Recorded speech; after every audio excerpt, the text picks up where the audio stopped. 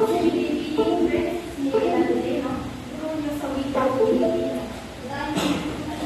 tayo magsimula sa ating tatalakayin, nais ko muna magpangkalan kayo ng apat. Isang pangkat, tatlong pangkat, apat na pangkat.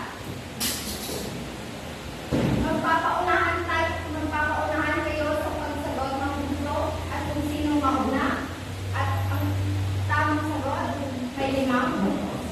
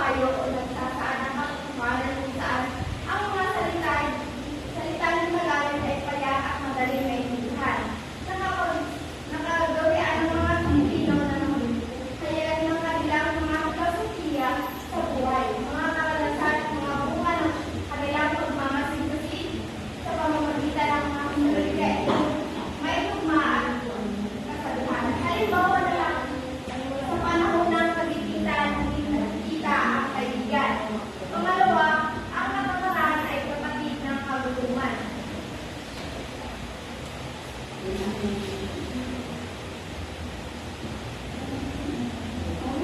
tuktong ay uri ng palisipan na sa anong patula na binubuo ng isa o dalawang taludtod na maikli at may sukat at luma. Ito ay isang uri ng laro na may kaunay sa pagpapahula sa isang bagay na hindi narawan.